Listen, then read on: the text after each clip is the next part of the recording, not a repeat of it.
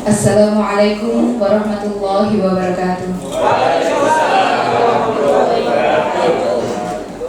Alhamdulillahirabbil alamin wa bihi nasta'in wa ala umuri dunya waddin. Wassalatu wassalamu ala asyrafil anbiya'i wal mursalin sayyidina wa maulana Muhammadin wa ala alihi wa sahbihi ajma'in. Rabbi shrah li sadri wa yassir li amri wahlul 'uqdatam min lisani yafqahu qawli, amma ba'd. Kepada yang terhormat Kepala SMKN 1 Kalitengah, Bapak Sufaat SPD MMPD, yang terhormat Bapak atau Ibu Wakil Kepala Sekolah, serta Kapolri SMKN 1 Kalitengah, Bapak Ekwanto dan Bu Erna yang saya hormati, serta Bapak Ibu Dewan Guru dan staf karyawan yang berbahagia. Pertama-tama marilah kita haturkan rasa puja dan puji syukur kita kehadirat Allah Subhanahu wa Ta'ala yang telah melimpahkan hidayah serta inayahnya sehingga kita dapat berkumpul di sini dalam acara diseminasi aksi nyata modul 1.4 budaya positif sekolah dengan keadaan sehat walafiat tanpa halangan suatu apapun. Kedua kalinya, salawat serta salam semoga tetap tercurahkan kepada junjungan kita Nabiullah Muhammad SAW yang telah menunjukkan kepada kita jalan kebenaran, yakni ad-dinul Islam.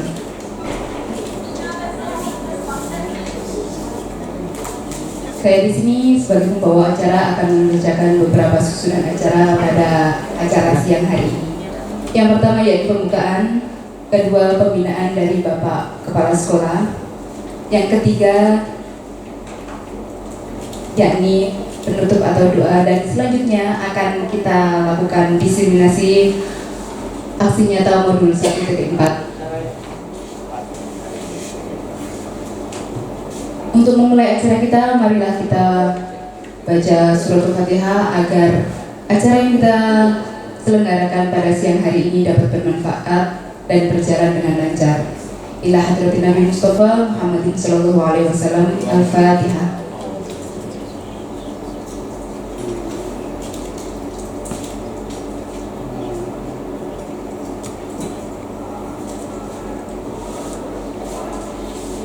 Terima kasih.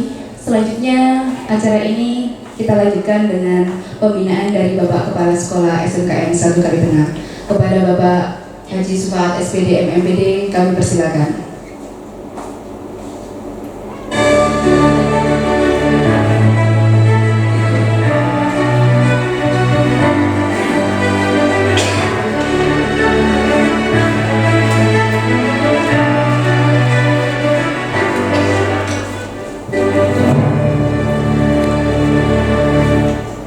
Assalamualaikum warahmatullahi wabarakatuh.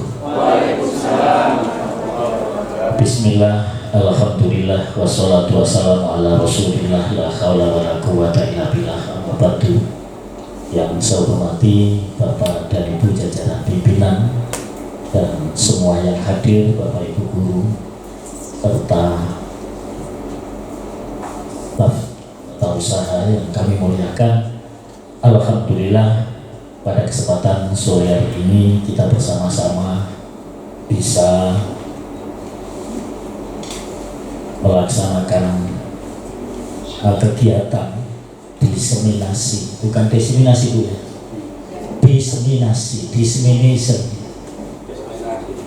diseminasi dalam keadaan sehat walafiat, tiada halangan satu apapun. Rahmat dan salam mudah-mudahan tetap tercurahkan kepada junjungan kita Nabi besar Rasulullah Muhammad SAW.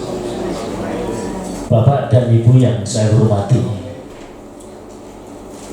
mungkin setiap guru penggerak nanti semuanya akan melakukan diseminasi, menyampaikan informasi, menyampaikan hal-hal baru terkait apa yang telah diperoleh saat belajar menjadi guru penggerak. Kalau kemarin Pak Edi menyampaikan secara langsung di sini, mohon maaf Pak Edi, waktu itu saya nggak bisa mendampinginya. dan Pak Edi kendel di sana. Tapi siang hari ini saya harus mendampingi karena saya juga butuh ilmunya. Sesuatu yang baru itu pasti beda dengan waktu-waktu yang lampau. Makanya kami terus mendorong kepada Bapak Ibu untuk mengikuti program CGP atau calon guru penggerak. Itu karena di sana banyak hal-hal yang baru. Kemarin ada 4 lagi yang sudah wisuda, mudah-mudahan lolos semuanya. Dan setelah itu disusul lagi banyak Bapak Ibu guru yang daftar, mudah-mudahan juga lolos semuanya. Kalau kita sudah punya banyak guru sebagai penggerak, itu kan secara otomatis kami juga senang, kami merasa enteng karena banyak kader, banyak orang yang mampu menggerakkan dirinya sendiri dan juga menggerakkan teman-teman yang lain yang memang malas untuk bergerak. Bapak Ibu yang saya hormati, tentunya kalau kita bicara guru penggerak, kemudian banyak pro kontra, banyak yang setuju, dan juga ada sebagian yang tidak setuju. Kurikulum baru banyak disorot, ada yang setuju dan juga banyak yang menyorot bahwa menteri paling gagal hanya Menteri Nadiem Makarim. Itu hal yang biasa. Pernah kami sampaikan dalam materi P5, padahal sudah jelas di situ Bapak Ibu ya. Jadi setiap orang itu memang punya otak punya kemampuan sendiri, punya kecerdasan sendiri-sendiri. Karena kecerdasannya sendiri-sendiri, cara berpikirnya sendiri-sendiri, kemudian di sanalah muncul pro kontra. Dan Bapak Ibu tidak perlu kaget ketika menyikapi ada pro dan kontra. Pro kontra itu hal yang biasa, tidak ada yang istimewa. Justru itu sunatullah. Kalau semuanya pro, justru program itu akan berjalan tidak dengan baik. Oleh karenanya pro kontra itu memang sudah sunatullah. Setiap orang punya pikiran sendiri-sendiri, punya kebijakan sendiri-sendiri. Tapi alhamdulillah saya kebetulan cocok dengan kebijakan yang sekarang ini. Mengapa? Karena sejak dulu, mohon maaf saya kemarin 3 hari yang lalu, saya di WA oleh seseorang karena memang ada materi saya. Pak, kalau guru-guru menghadapi siswa sekarang memulai dengan adanya diferensiasi, pembelajaran diferensiasi. Sekarang diferensiasinya kepala sekolah itu apa? Saya awali dari tadi bahwa pimpinan itu punya banyak bawahan, punya guru, di mana setiap guru itu punya pemikiran masing-masing. Maka kepala sekolah pun harus melakukan diferensiasi, berdiferensiasi, melakukan pendekatan yang berbeda antara yang satu dengan yang lainnya. Menghadapi guru yang seperti ini maka harus dihadapi seperti ini. Menghadapi guru yang lain yang pemikirannya berbeda juga harus dihadapi dengan berbeda. Cara tujuannya sama tapi bicaranya berbeda. Makanya kemarin saya pernah menyampaikan dalam upacara maupun di sini mungkin bahwa seorang pemimpin, seorang guru itu wajib punya 3 hal, mulai curiosity, kemudian yang kedua communication, yang ketiga resources mobilization. Jadi komunikasi itu memang penting untuk dimiliki oleh kita semuanya. Mengapa? Komunikasi inilah yang akan membuat kita bisa berjalan lancar. Tujuannya sama, tapi cara menyampaikannya berbeda. Materi yang harus disampaikan apa? Setelah ketemu materinya seperti ini, saya kapan harus bicara dengan orang ini? Menyampaikan kapan itu tidak sama antara harus kepada A dan harus kepada B, tidak sama. Kenapa? Karena setiap orang punya karakter sendiri-sendiri, punya karakter yang berbeda. Maka kapannya ini juga tidak bisa sama. Setelah kapan, bagaimana strateginya? Caranya saya ngomong bagaimana? Juga harus berbeda. Kenapa? Sebab satu orang dengan dua orang, tiga orang, empat orang dengan karakter yang berbeda, menangkapnya berbeda. Oleh karenanya menyampaikannya juga harus berbeda. Nah, di kurikulum ini Bapak dan Ibu, kaitannya dengan guru penggerak, banyak ilmu baru yang didapat, yang diperoleh, di mana pembelajaran ini, metode dan sebagainya, itu tentunya ada perbedaan antara dulu dan sekarang.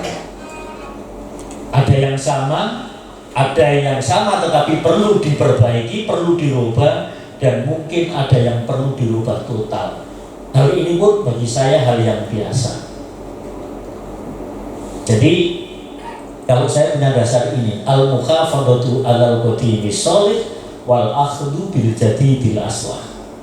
Kita ambil yang lama, yang baik, dan yang baru yang baik.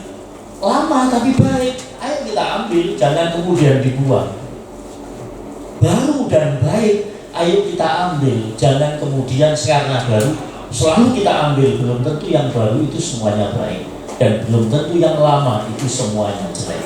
Maka yang lama baik kita ambil, yang baru yang baik ini perlu kita ambil, dan mungkin bisa kolaborasi antara yang lama dan juga yang baru.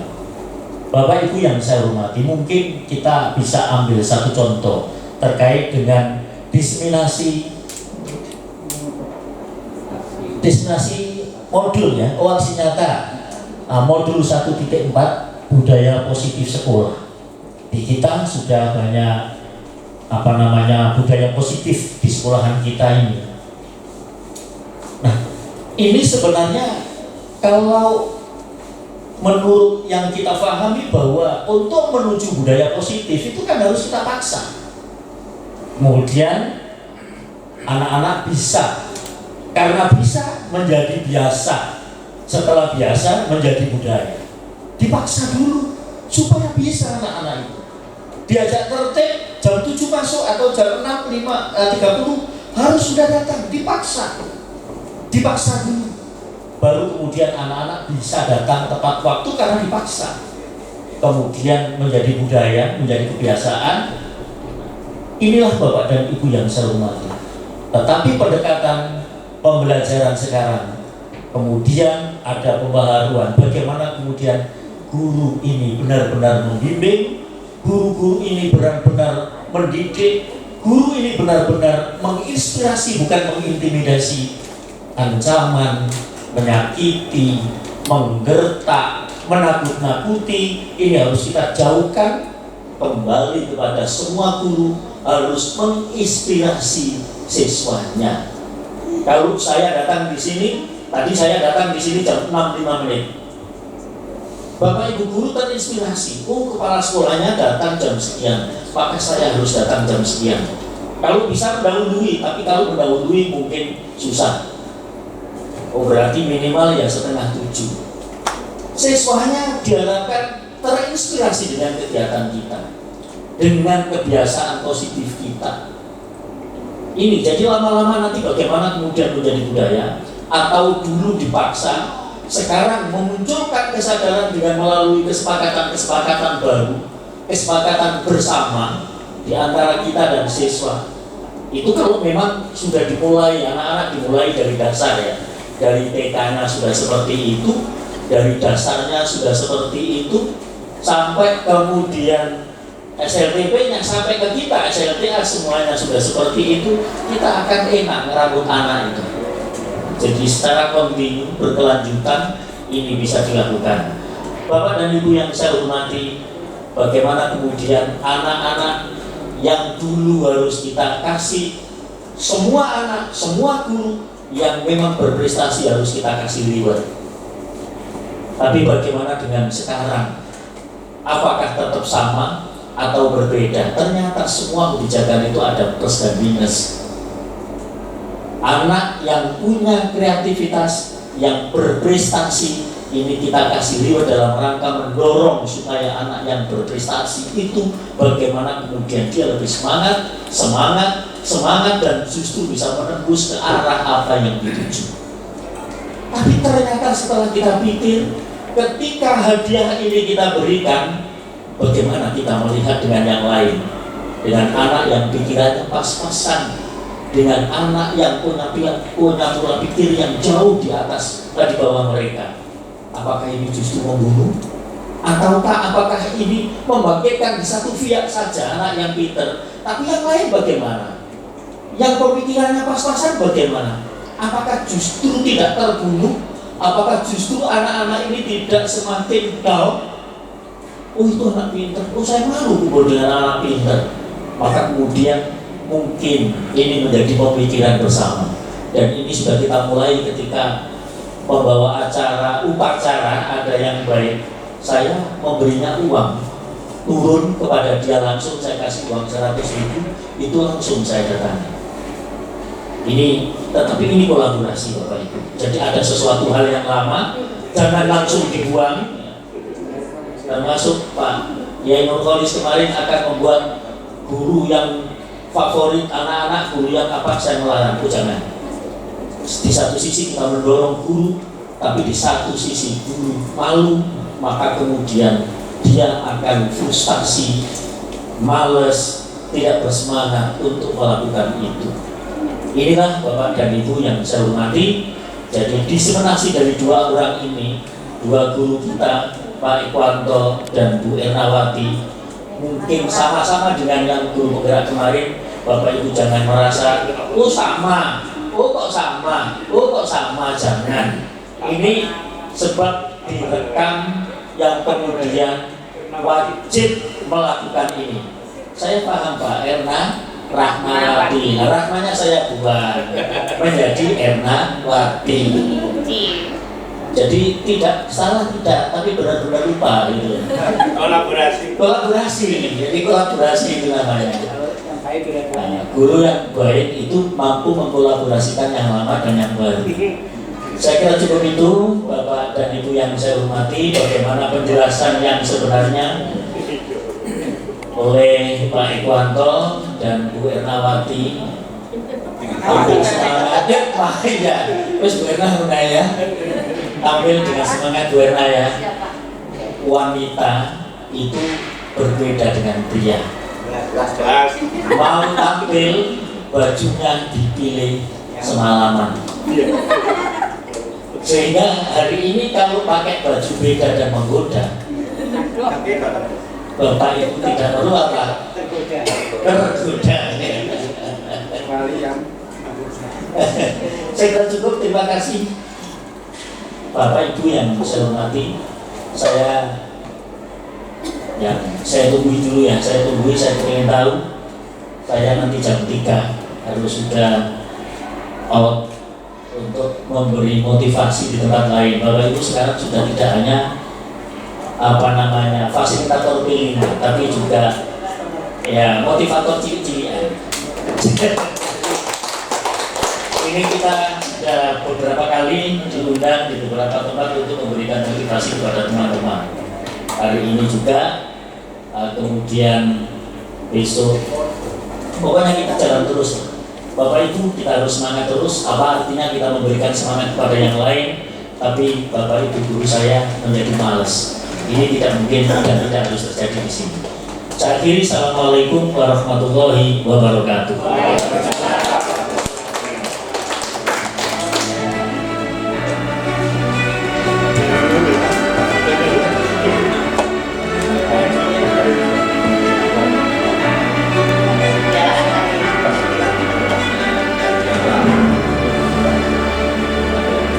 Terima kasih atas pembinaan yang sangat menginspirasi dan memotivasi kita.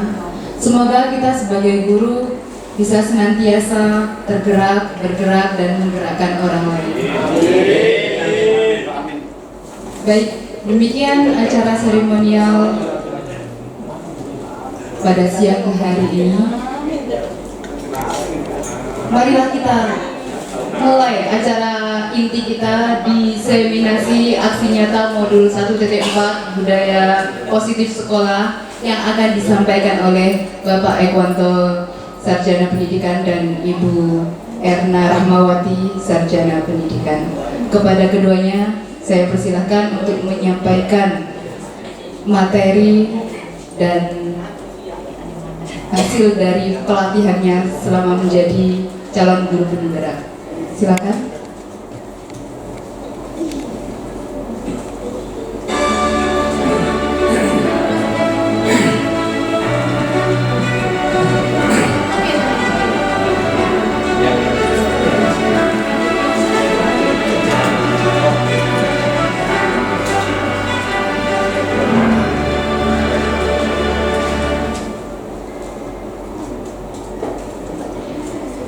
Assalamualaikum warahmatullahi wabarakatuh.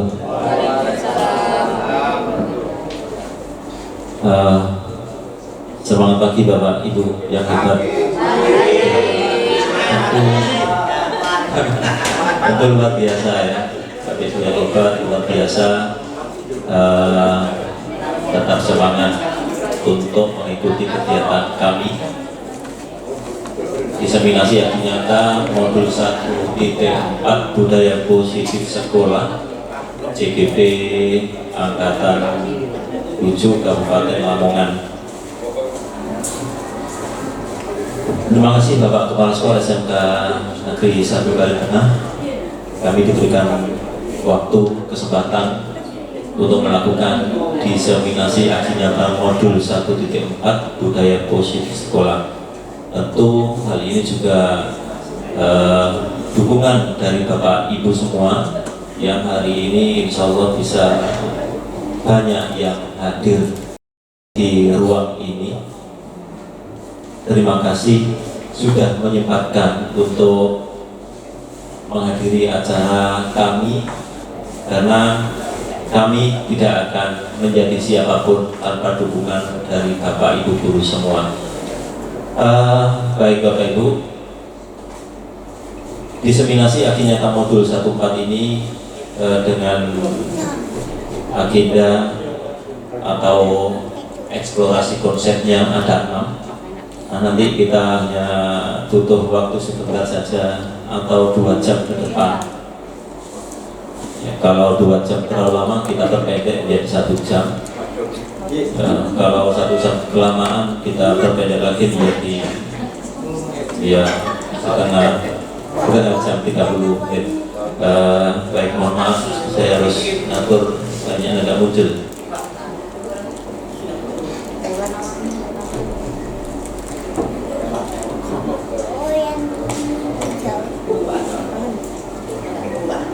Apa ini? Kita tadi sudah ada pada acara pembukaan, kemudian sekarang kita masuk pada presentasi konsep. Nah, yang akan kami sampaikan di sini diantaranya adalah disiplin positif dan nilai-nilai kebajikan universal. Yang kedua, teori motivasi, hukuman dan penghargaan serta restitusi yang akan kita jabarkan dan sebagai pengalaman bagi kita bersama. Karena memang seperti yang disampaikan oleh Bapak Kepala Sekolah tadi, ilmunya cukup banyak di sana. Ini baru modul 1 Bu Dia ya. Kalau tadi disampaikan pengalamannya mengikuti pelatihan CGP. Ini belum selesai, baru di modul 1.4. Kemudian keyakinan kelas, kebutuhan dasar manusia dan dunia berkualitas. Yang kelima, restitusi, 5 posisi kontrol dan restitusi, segitiga restitusi. Seperti yang kita ketahui Bapak Ibu bahwa budaya positif yang sudah ada di sebelah kita, ini foto lama yang harus saya tampilkan lagi. Kita melakukan budaya positif sholat duha berjamaah di masjid sebelah. Nah, kemudian kalau ini adalah pada saat anak-anak melakukan ngaji sebelum kegiatan pembelajaran dimulai. Ini juga sama. Nah, Bapak Ibu, kita masuk materi yang pertama, disiplin positif dan nilai-nilai kebajikan universal. Ini sebetulnya apa sih? Bapak Ibu, kalau ada yang namanya P3 atau profil belajar Pancasila, kalau di negara kita ini menggunakan istilah ini, dan ini sangat luar biasa. Yang mungkin pernah kita kenal ini adalah sebuah karakter kalau pada kurikulum sebelumnya. Kemudian di kurikulum Merdeka ini disebut dengan E3 atau profil belajar Pancasila. Nah, bagaimana perubahan paradigmanya? Menurut Dr. William Glasser ini dalam sebuah teori kontrol yang kemudian nanti akan berkembang yang dinamakan dengan choice theory, ini meluruskan beberapa miskonsepsi tentang mana kontrol. Yang pertama ada ilusi guru mengkontrol murid, yang akan kita jelaskan di slide berikutnya. Yang kedua itu ilusi bahwa semua penguatan positif, efektif dan bermanfaat. Jadi kita mencoba untuk merubah dan melakukan perubahan-perubahan seperti itu. Kemudian selanjutnya yang ketiga adalah ilusi bahwa kritik dan membuat orang merasa bersalah ini dapat menguatkan karakter. Jadi kalau ada kritik masuk pada kita ini sudah biasa, kita tanggapi dengan biasa-biasa saja untuk semakin menguatkan karakter tersebut. Dan yang keempat adalah bahwa ilusi itu bagi orang dewasa memiliki hak untuk memaksa. Nah, kemudian selanjutnya Stephen R. Covey pada prinsip center leadership pada tahun 1991 mengatakan bahwa bila kita ingin membuat kemajuan perlahan sedikit-sedikit, maka kita ini harus mengubah sikap atau perilaku kita. Sikap yang kita tunjukkan, sikap yang kita tampilkan, baik di depan teman-teman kita atau di depan siswa kita. Nah, kemudian jika kita ingin memperbaiki cara-cara utama kita itu, maka tentu perlu ada perubahan pada kerangka acuan kita. Ubahlah bagaimana Anda melihat dunia, bagaimana kemudian kita berpikir tentang manusia. Karena seperti yang dikatakan Bapak Kepala Sekolah tadi, setiap manusia memiliki karakter yang berbeda. Nah, karakter itu dari mana? Dari sebuah kebiasaan. Sebuah kebiasaan yang kita lakukan setiap hari, dan itu terus menerus kita lakukan, maka menjadi sebuah karakter, menjadi sebuah budaya. Nah, selanjutnya bagaimana? Kita harus mengubah paradigma. Kita ubah paradigma kita, skema pemahaman dan penjelasan aspek tertentu tentang realitas.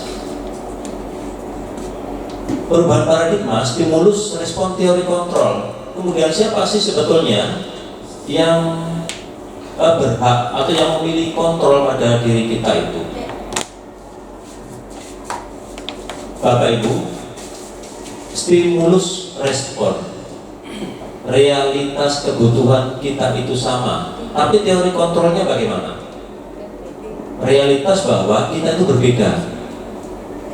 Maka dari apa yang ada di sini itu bisa kita katakan bahwa sebetulnya yang memiliki kontrol itu adalah kita sendiri, bukan orang lain.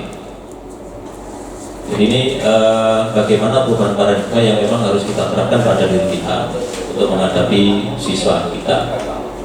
Nah, selanjutnya makna disiplin.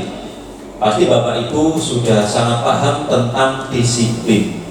Setiap orang, setiap guru pasti mengatakan ayo kita disiplin, itu pasti. Tapi bagaimana kemudian makna disiplin itu sebenarnya? Apakah disiplin itu sebuah alat atau disiplin itu sebuah tujuan? Bapak Ibu yang perlu diketahui bahwa disiplin ini bukan merupakan sebuah tujuan, tapi disiplin itu merupakan sebuah alat. Sekali lagi, disiplin itu merupakan sebuah alat, bukan merupakan sebuah tujuan. Kata disiplin yang dihubungkan dengan hukuman ini biasa Bapak Ibu ya, yang kita lakukan. Kalau disiplin mesti dihukum, disiplin mesti dihukum, atau dihukum untuk disiplin, dihukum lagi untuk disiplin. Kemudian belajar tentang disiplin positif, tidak harus memberi hukuman. Nah, ini Bapak Ibu ya, jadi kita ini termasuk saya seringkali melakukan hukuman-hukuman agar siswa kita ini menjadi disiplin, memiliki disiplin positif. Justru ketika ini kita lakukan akan membuat para siswa ini bukan semakin disiplin begitu ya. Kita kembali pada karakter masing-masing siswa. Nah, dalam budaya kita, mana disiplin ini dimaknai menjadi sesuatu yang dilakukan seseorang kepada orang lain untuk mendapatkan kepatuhan. Ini nggak bisa kita hindari. Ketika kita memaknai sebuah kedisiplinan, ini harus disiplin, harus kita disiplinkan. Tujuannya apa? Untuk patuh. Ini yang seringkali memang kita gunakan. Nah, Ki Hajar Dewantara sendiri ini memberikan pengertian bagaimana disiplin tersebut. Di mana ada kemerdekaan, disitulah harus ada disiplin yang kuat. Sungguh pun disiplin itu bersifat self-disiplin untuk kepentingan pribadinya, yaitu kita sendiri, yang mewajibkan kita dengan sekeras-kerasnya, tetapi sama saja. Sebab jikalau kita tidak cakap melakukan self-disiplin, wajiblah penguasa lain mendisiplinkan diri kita. Artinya ada pihak-pihak lain, ada pihak kedua yang harus mendisiplinkan kita. Misalnya kalau kita guru, maka yang mendisiplinkan adalah bapak kepala sekolah, walaupun hanya dilihat dari jauh, tidak harus dipukul sama ini ya, penggaris begitu ya. Dan peraturan demikian itu harus ada dalam suasana yang merdeka. Jadi bukan kebebasan, merdeka, tapi ada dalam satu kesepakatan, dalam satu keyakinan. Dian Dosan dalam bukunya Restructuring School Discipline pada 2001 menyatakan bahwa arti disiplin itu berasal dari kata Latin disciplina yang artinya belajar. Juga berasal dari akar kata yang sama dengan disiplin atau murid. Dengan kata lain, disiplin diri juga mempelajari bagaimana cara kita mengontrol diri. Ini kembali pada diri kita masing-masing, kemampuan kita untuk mengontrol diri kita, dan bagaimana menguasai diri untuk memilih tindakan yang mengacu pada nilai-nilai yang kita hargai agar tercapai tujuan mulia yang diinginkan, tentu tanpa dengan hukuman. Nah, kemudian nilai-nilai kebajikan universal seperti yang saya sampaikan di awal-awal tadi, bahwa nilai kebajikan universal ini merupakan payung besar dari sikap dan perilaku kita, sehingga nanti tetap berpihak pada siswa. Kita membimbing siswa, membina siswa, mendampingi siswa, atau nilai-nilai ini merupakan fondasi dari perilaku kita.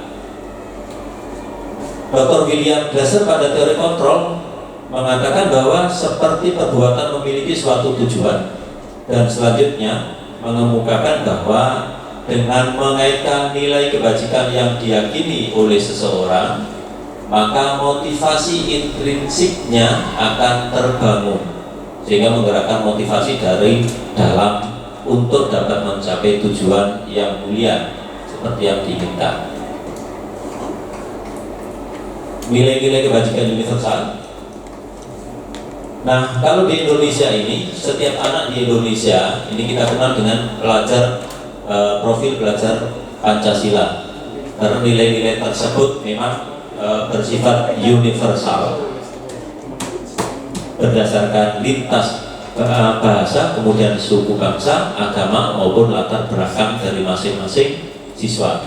Apa saja di antaranya kita sudah sangat mengenal ini: beriman, bertakwa, dan seterusnya. Kemudian mandiri, benar kritis, sampai dengan kreatif. Inilah nilai-nilai kebajikan universal yang kita gunakan. Nah, kalau pada kurikulum dulu itu dikenal dengan karakternya begitu ya. Kalau sekarang sudah berganti dengan profil belajar Pancasila. Yang kedua, Bapak Ibu, kita masuk yang kedua.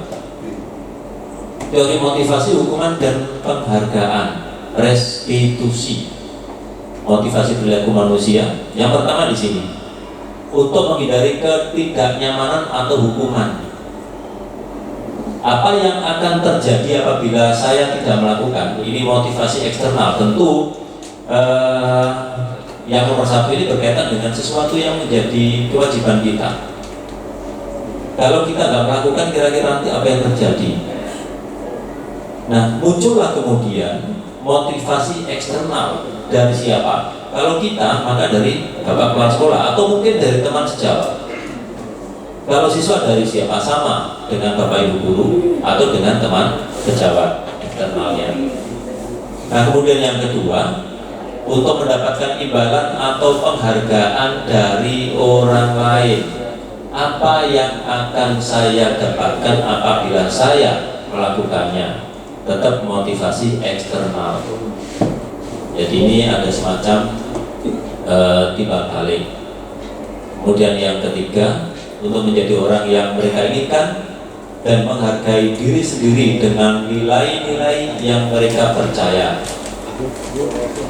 Apa yang dilakukan di sini akan menjadi seperti apabila saya melakukan motivasi internal, prinsip. Nah, 3 motivasi perilaku manusia inilah yang nanti akan mempengaruhi kita. Hukuman dan penghargaan.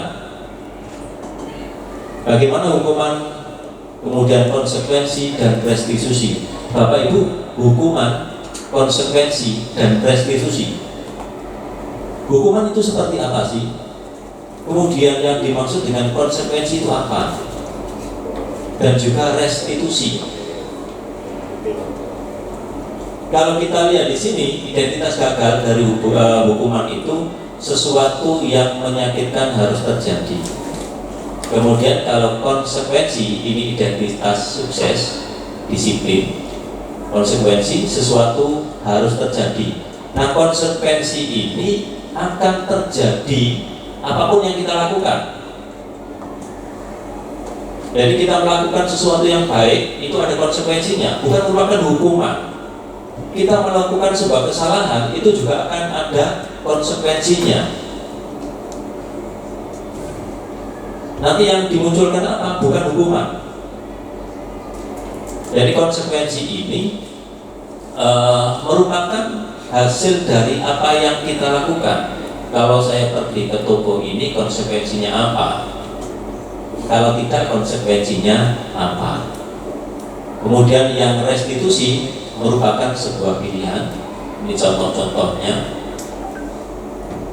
Kalau restitusi ini lebih kepada apa? Pemecahan masalah tanpa menyalahkan kepada siswa. Kita bacakan bersama. Kemudian yang ketiga, C, dihukum oleh penghargaan. Saat kita berulang kali menjanjikan hadiah kepada anak agar berperilaku bertanggung jawab, atau kepada seorang murid agar mempelajari sesuatu yang baru, atau kepada seorang karyawan agar melakukan pekerjaan yang berkualitas, kita sedang berasumsi bahwa mereka tidak dapat melakukannya atau mereka tidak akan memilih untuk melakukannya. Alfikon ini dihukum oleh penghargaan. Jadi kalau kita nyuruh anak ini nanti nggak bisa nih melakukan, mereka juga akan berpikir, sudah kita vonis, sudah kita hakimi bahwa mereka nggak akan pernah bisa melakukan seperti yang kita inginkan. Nah, kemudian restitusi, sebuah pendekatan untuk menciptakan disiplin positif. Bapak Ibu, restitusi ini adalah sebuah proses untuk menciptakan kondisi bagi murid untuk memperbaiki kesalahan mereka, tapi tidak hukum, sehingga mereka bisa kembali pada kelompok mereka dan dengan karakter yang lebih kuat dari kesalahan yang mereka lakukan. Dari kesalahan itu kita tidak akan memberikan hukuman, itu restitusi. Nah, restitusi juga sebuah proses kolaboratif yang mengajarkan murid untuk mencari solusi untuk masalah.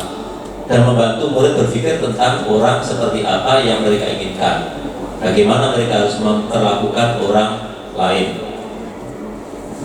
Dan yang ketiga, keyakinan kelas. Bapak Ibu, keyakinan kelas. Mengapa keyakinan kelas? Mengapa tidak beratur kelas saja? Kira-kira menurut Bapak Ibu apa yang Bapak Ibu pikirkan? Kenapa harus keyakinan kelas? Mengapa tidak kita buat peraturan kelas? Kalau awal-awal tahun ajaran baru itu biasanya wali kelas atau guru yang ada di kelas itu membuat aturan. Tetapi sekarang sudah berubah. Kenapa sih harus menggunakan keyakinan kelas, tidak lagi menggunakan peraturan kelas? Menurut Bapak Ibu apa? Peraturan bisa dilanggar. Ya, peraturan bisa dilanggar. Kalau keyakinan kelas? Kalau peraturan, ya peraturan bisa di masjid, bisa dilanggar. Betul. Nah, baik Bapak Ibu, macam-macam jawabannya begitu ya. Jadi di sini, mengapa tidak peraturan kelas? Untuk mendukung motivasi intrinsipnya anak, intern, kembali ke nilai-nilai keyakinan yang lebih menggerakkan seseorang itu, lebih menggerakkan seseorang dibanding mengikuti serangkaian aturan. Begitu. Jadi kita bikin sebuah keyakinan kelas bersama dengan siswa yang ada di kelas tersebut, dan masing-masing guru pasti membuat keyakinan kelas. Saya yakin semuanya sudah membuat keyakinan kelas bersama siswa di kelasnya masing-masing. Nah, ini keyakinan kelas. Jadi anak-anak kita ajak untuk membuat keyakinan mereka masing-masing. Apa yang mau dituliskan silakan. Artinya mereka membuat keyakinan kelas ini bagi mereka yang kemudian melanggar tahu konsekuensinya. Yang tadi konsekuensi bahwa itu bukan hukuman. Jadi misalnya anak-anak ada yang menuliskan tiket harus datang lebih awal misalnya begitu. Kemudian saling menghormati. Ini keyakinan kelas. Nah, kemudian nilai kebajikan pada keyakinan kelas Bapak Ibu, peraturan. Kalau peraturan yang ada di sini misalnya kembalikan barang pada tempatnya, ini kira-kira nilai kebajikannya apa ini? Kembalikan barang ke tempatnya. Nilai kebajikannya apa yang dituju? Tanggung jawab Bapak Ibu. Kembalikan barang pada tempatnya, ambil barang kembalikan pada tempatnya, pinjam barang dikembalikan pada tempatnya. Dilarang mengganggu orang lain. Nilai kebajikannya apa? Toleransi. Menghormati orang lain dan diri sendiri.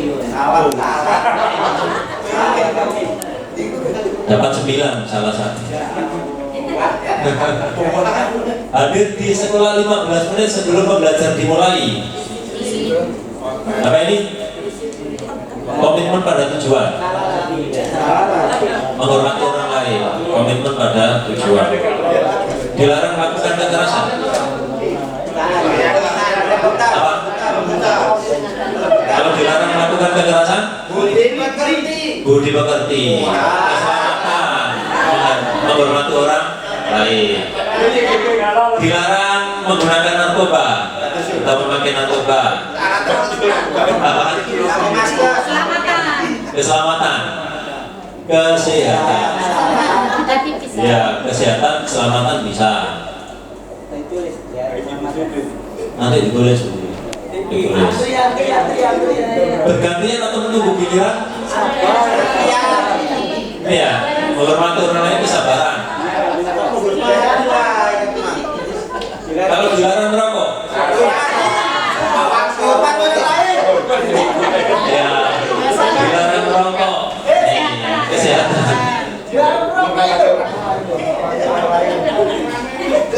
Dilarang merokok, lo keluar. Gunakan masker, kesehatan dan keselamatan. Yang terakhir, berjalan di kelas dan koridor. Kesehatan, keselamatan, keselamatan dan keamanan. Ya, oke Bapak Ibu. Nah, tahapan menciptakan program kebajikan seperti ini Bapak Ibu. Ya. Mempersilahkan murid di kelas bercurah pendapat. Ini nanti untuk menciptakan program kebajikan. Jadi tujuannya nanti adalah keyakinan kelas. Kemudian selanjutnya mencatat semua masukan dari murid itu. Yang mungkin juga harus tempel Bapak Ibu ya. Kemudian susunan keyakinan kelas sesuai tahapan pembentukannya. Yang keempat, tinjau kembali daftar curah pendapat yang sudah dicatat oleh semua siswa. Nah, kemudian tahapan pembentukan keyakinan sekolah atau kelas, menentukan nilai kebajikan atau keyakinan yang menjadi inti dari peraturan. Sebaiknya keyakinan kelas tidak terlalu banyak, bisa berkisar 3-7. Jadi mungkin dibentuk dalam satu kelompok misalnya. Dan yang ketiga adalah setelah keyakinan kelas selesai dibuat, semua warga kelas dipersilakan meninjau ulang. Biasanya dibacakan, kalau prakteknya dibacakan boleh, tidak juga tak apa-apa. Dan yang terakhir adalah keyakinan kelas selanjutnya bisa dilekatkan di dinding. Jadi ada tempat khusus untuk menempelkan keyakinan kelas yang dibuat bersama. Nah, bagaimana jika ada pelanggaran Bapak Ibu? Keyakinan kelas ini dilanggar, Bapak Ibu. Ya, keyakinan kelas itu dilanggar. Apakah mereka masuk hukuman, sanksi atau konsekuensi, atau masuk pada restitusi? Jika keyakinan kelas yang kita buat bersama siswa itu kemudian ada salah satu siswa yang melanggar. Nah, misalnya begini, tindakan mencatat 100 kali. Ini ketika ada siswa yang melanggar keyakinan kelas. Pada saat kita minta siswa kita mencatat 100 kali dalam buku kalimat, saya tidak akan terlambat lagi karena terlambat ke sekolah. Bapak Ibu, ini hukuman atau konsekuensi? Hukuman atau konsekuensi? Hukuman. Hukuman ya. Mencatat 100 kali di dalam buku kalimat, saya tidak akan terlambat lagi. Hukuman. Kalau yang ini, lari mengelilingi lapangan basket 2 kali karena terlambat hadir di sekolah. Hukuman atau konsekuensi? Lari mengelilingi lapangan basket 2 kali. Hukuman. Yang ketiga, membersihkan tumpahan air di meja tulis karena tersenggol pada saat belajar. Di penjara. Konsekuensi. Yang terakhir, lari memiliki lapangan basket 2 kali karena terlambat 10 menit untuk pelajaran PJOK. Nah, oh ya, tanya Pak Taswan. Hukuman atau konsekuensi, Pak? Bu. Ya, konsekuensi. Nah, Bapak Ibu, itu 3 materi awal. Selanjutnya akan disampaikan oleh Bu Erna. Silakan Bu.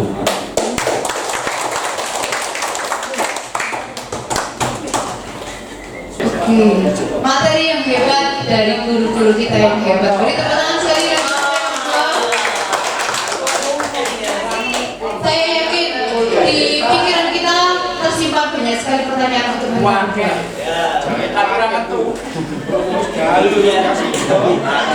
Pada diseminasi ini saya buka termin untuk bertanya, 1 termin untuk 3 pertanyaan. Jika ada Bapak Ibu guru yang ingin Tes.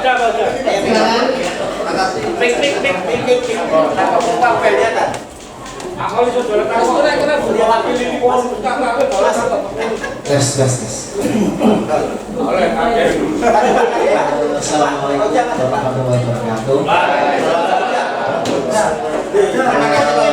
Kami sangat berterima kasih kepada guru-guru hebat yang ada di depan saya, yang merupakan sumber motivasi bagi kami semuanya untuk lebih maju ke depan. Agar kita ada perubahan yang lebih baik. Terima kasih. Ibu dan Bapak yang hebat-hebat di depan saya ingin bertanya pada Ibu. Ibu,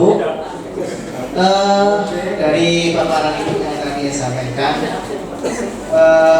Ibu mengatakan ada 3 jenis motivasi.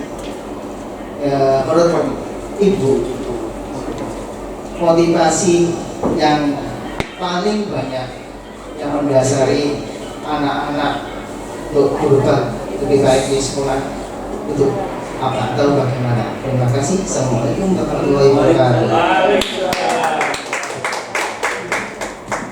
Assalamualaikum warahmatullahi wabarakatuh.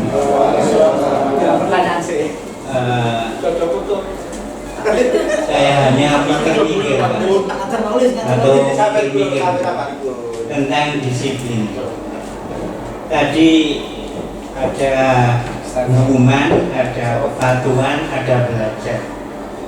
Tapi yang ideal adalah kepatuhan dan belajar. Hukuman itu ternyata tidak dibenarkan.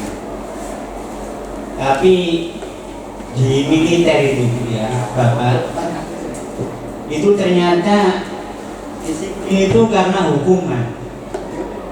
Mungkin di kepolisian, mungkin di tentara itu ya, itu karena hukuman. Dan realisasinya di sekolah juga karena hukuman. Cerita Nabi Musa dipecat sebagai muridnya Nabi Khidir itu karena melanggar dan hukum. Ya, nanti bagaimana seharusnya, dan di sekolah ini juga seperti itu. Ya, setiap hari kita ini menghukum. Ya, disadari atau tidak, diakui atau tidak, itu kita menghukum. Ya, itu pemikiran saya mau ditanggapi.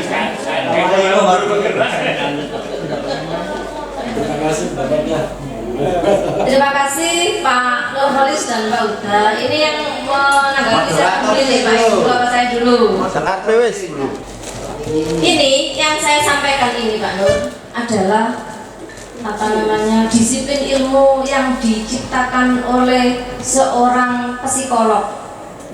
Nah, psikolog ini itu yang sementara ini dipakai oleh pakar-pakar pendidikan kita di kurikulum Merdeka. Padahal kalau kita mau baca lebih dalam, pasti akan ada teori-teori dari psikologi yang lain. Benar tak ya?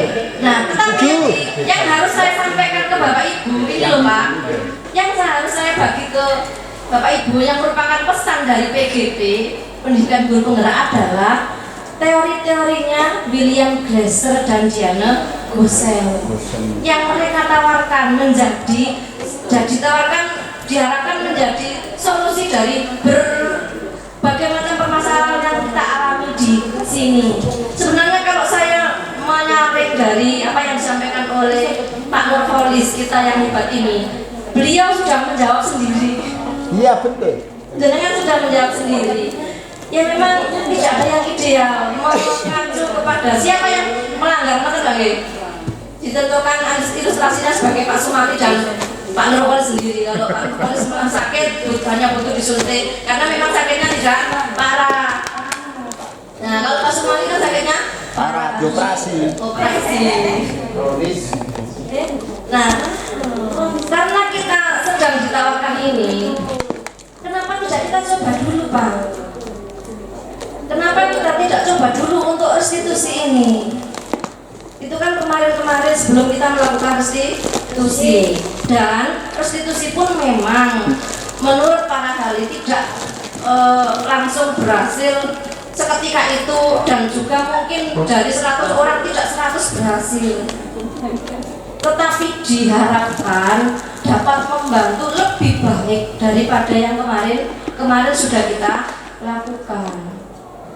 Seperti itu Pak. Ya memang benar ada kalanya anak itu kita harus sebagai penghukum Tetapi kembali kalau coba jangan tanyakan ke anak yang dihukum tadi, karena menurut penelitian ahli, anak yang dihukum itu mereka kedepannya tidak kemudian berhenti melakukan, tapi mau ulangi lagi karena yang pendapat ya itu saja. Dan yang menurut jalangan tadi yang memang benar, yang sudah disiplin ya, itu saja. Al-Rafil. Jangan ilustrasinya Ya, Mbak Rafi. jawabannya ya kalau Pak Sin sampai Pak Supaat. Kolaborasi. Kita harus kolaborasi, Pak. Kolaborasi dengan semua guru di sini. Dan kalau misalkan kita semua sepakat untuk membuat keyakinan kelas dan sebagainya, coba kita lakukan dulu, dicoba dulu. Dan bagaimana kita tunggu hasilnya kalau kita sudah berkolaborasi dengan semua elemen yang ada di sekolah. Sementara itu dulu Pak Nggih, nanti mungkin disambung dengan jawabannya Pak Iqwanto. Mohon maaf saya tidak step dari 1 sampai 5 sudah jelas Bu, pertanyaan jelas. sudah jelas wis cukup. Kemudian yang ditanyakan oleh Adik. Adek. Menurut saya atau menurut Anda dari ketiga jenis motivasi, karena orang motivasinya perilaku manusia itu motivasinya ada 3, untuk menghindari ketidaknyamanan atau hukuman, yang kedua untuk mendapat imbalan atau penghargaan, dan yang ketiga adalah untuk menjadi orang yang diinginkan oleh orang lain atau menghargai diri sendiri. Nah, kalau pertanyaannya tadi mana yang paling banyak mendasari perilaku murid-murid kita di sini ini? Kalau saya menjawabnya, sementara ini dari kemarin-kemarin itu yang paling banyak mendasari perilaku murid kita adalah menghindari ketidaknyamanan atau hukuman. Itu motivasinya. Ketika tidak ada yang menghukum mereka, nah inilah tugas kita untuk motivasinya anak itu dirubah untuk yang ketiga, yaitu menjadi orang yang diinginkan orang lain atau menghargai diri sendiri. Demikian Pak, apakah ada yang ditambahkan? Monggo. Baik, terima kasih Pak Nurholis. Pertanyaannya cukup banyak, waktunya dibatasi. Baik Pak Nurholis, disiplin. Tadi sudah saya singgung bahwa disiplin itu bukan tujuan, tapi alat untuk menuju sesuatu yang lebih besar.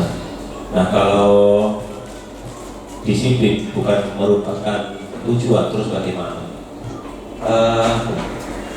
Disiplin itu kan kemudian nanti kita artikan secara mandiri, Pak.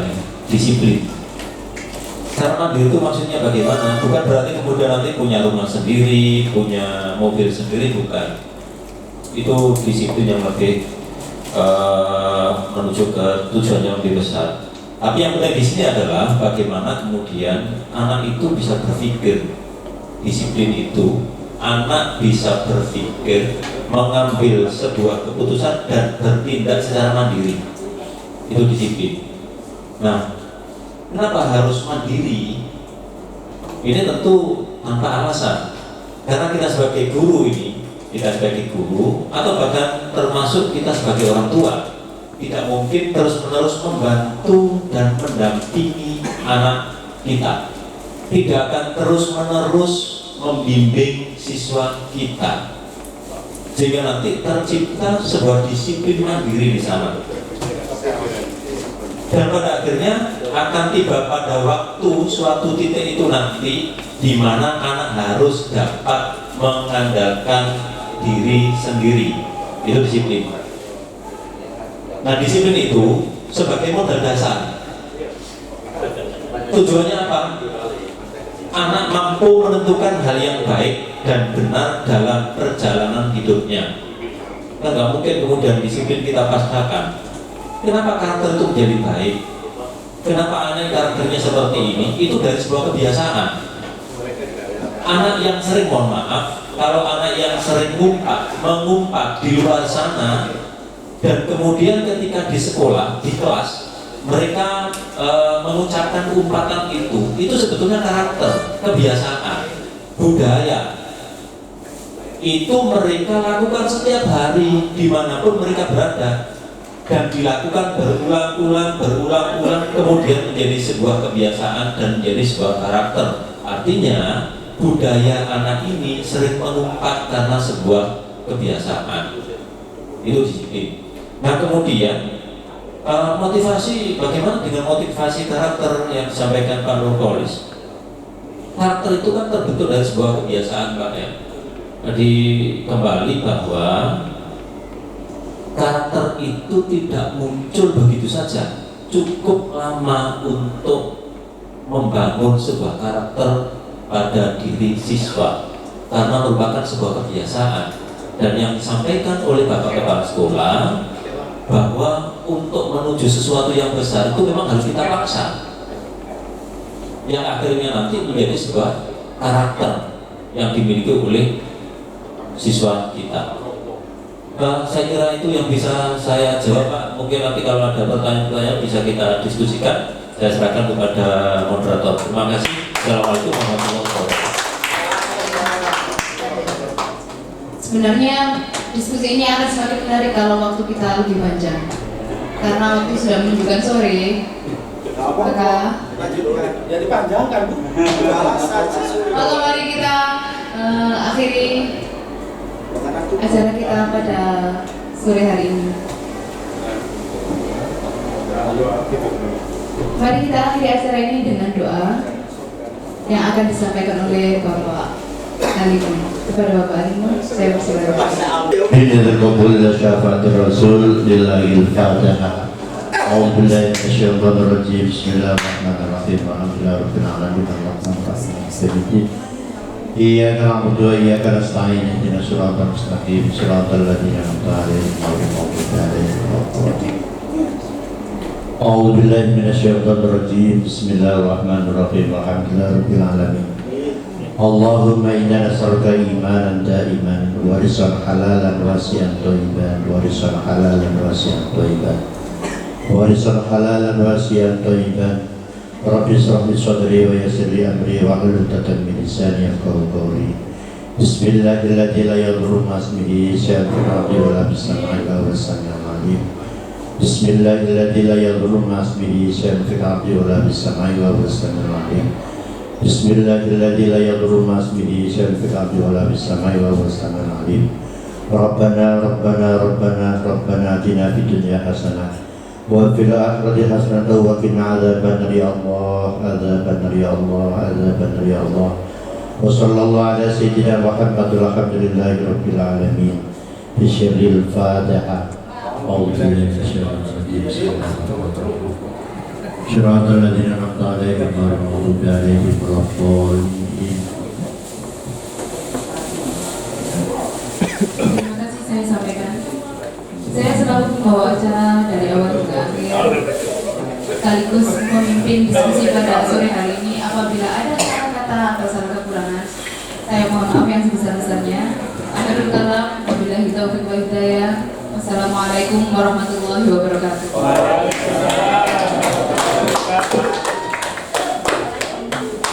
Moga rahmat